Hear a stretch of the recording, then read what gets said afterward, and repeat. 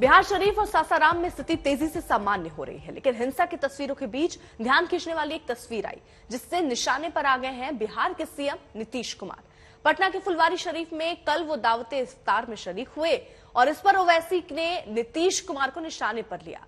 ओवैसी ने कहा कि नीतीश को दंगे का अफसोस नहीं है, वो इफ्तार पार्टी में जा रहे हैं। तो दो तस्वीरें भी हम आपको दिखा रहे हैं, जहां एक तरफ पोस्टर लगा है जदयू दफ्तर के बाहर और उसमें लिखा है कि देश को आपका इंतजार है, आपसे मतलब नीतीश कुमार से। दूसरी तरफ आप ये जो तस्वीर देख रहे हैं ये इफ्तार पार्टी की है, जहां पर इस पार्टी में पीछे अगर आप देखें तो आपको लाल किला दिखेगा और इसीलिए अब सियासी हलचल तेज हुई है कि इफ्तार पार्टी क्या सिर्फ बहाना है, निशाना कहीं और है जो नीतीश साधने की कोशिश कर रहे हैं।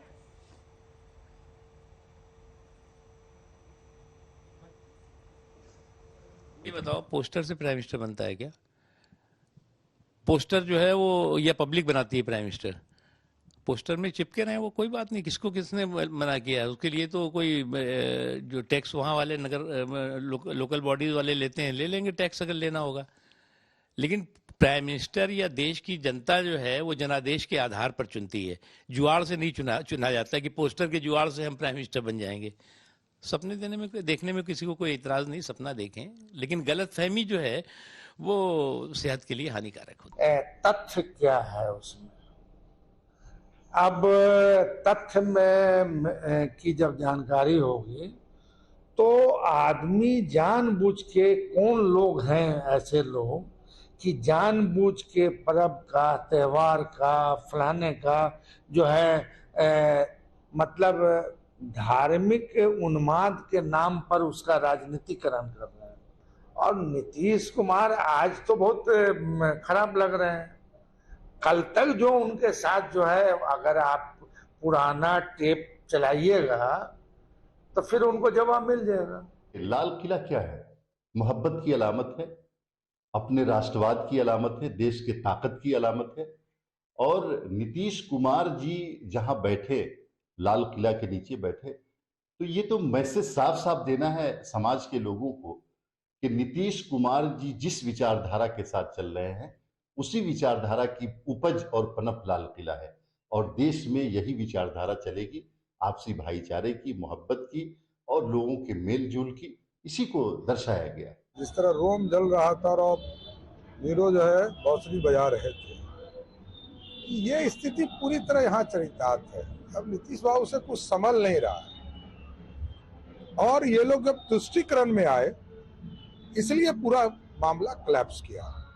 जब तक तुष्टीकरण नहीं था तब तक आप देखते थे यही Nitish Kumar ji rule of law के प्रतीक थे। आज पूरी तरह फेल्योर होने का कारण यही है। अभी पिछले बार इनको ये कीड़ा काटा था तो 2 सीट बिहार की जनता ने दिया था और इस बार जब कीड़ा काटेगा प्रधानमंत्री बनने का और लाल किले पे जाने का, तो जनता तो तय करके उनको 0 पे आउट करेगी। नीतीश कुमार मुख्यमंत्री का होम डिस्ट्रिक्ट है, उसके बावजूद भी आप सासाराम में भी गड़बड़ हुई। तो ये सरासर बिहार में जो कुछ हुआ, ये सरकार के ऊपर जिम्मेदारी आयद होती है कि उन्होंने वायलेंस को रोका नहीं। हुकूमत की नाकामी। और आप देखिए कि नीतीश कुमार जो है उन पे कोई रिमोर्स ही नहीं है, उनको कोई तकलीफ ही नहीं हो रही उनको। कल इफ्तार की पार्टी में चले गए, टोपी सर पर पहन लिए, शॉल पहन लिए। अरे कुछ तो हमदर्दी दिखाते, गम दिखाते। एक पूरी खुली साजिश है कि बीजेपी इस तरह से ये जो राइट हुआ है बिहार में, उसके जरिए से वो अपना कंसोलिडेशन करना चाहते हैं। और नीतीश कुमार और तेजस्वी यादव ये चाहते हैं कि मुसलमानों को बिहार के हमेशा उनके दिलों में खौफ पैदा कर दिया जाए। आरएसएस की राजनीति का, उन्माद का जो राजनीति है, उसके बी टीम के हेड ऑफ द डिपार्टमेंट हैं ओवैसी साहब। तो ओवैसी साहब को इमारत शरिया जैसा संगठन चूंकि उनको बुलाता नहीं है, इसलिए कि ये उन्माद के लोग हैं, उनको निमंत्रण मिला नहीं। तो नीतीश कुमार जी तो इमारत शरिया के कार्यक्रम में गए और जो परंपरा है उसके अनुसार दावते इफ्तार में उनको टोपी समर्पित किया। लेकिन आप जो नरेंद्र मोदी का राजनीति का टोपी पहने हुए हैं, तो आपको तो सब पहचान गया है कि नकली टोपी वाला है। तो न इमारत शरिया बुला रहा है, न जनता बुला रही है। उधर केंद्रीय मंत्री गिरिराज सिंह ने भी नीतीश पर जबरदस्त हमला बोला। कहा कि ममता बनर्जी बंगाल को कश्मीर बना रही हैं और नीतीश कुमार बिहार को बंगाल बनाना चाहते हैं। दूर कहाँ है वो तो उस लाले किला डिजिटल पर ख्वाब देख रहे थे मुंगेरी लाल के हसीन सपने देखा है ना, मुंगेरी लाल के हसीन सपने देखे, लेकिन बिहार के हिंदुओं के कॉस्ट पर ना देखें।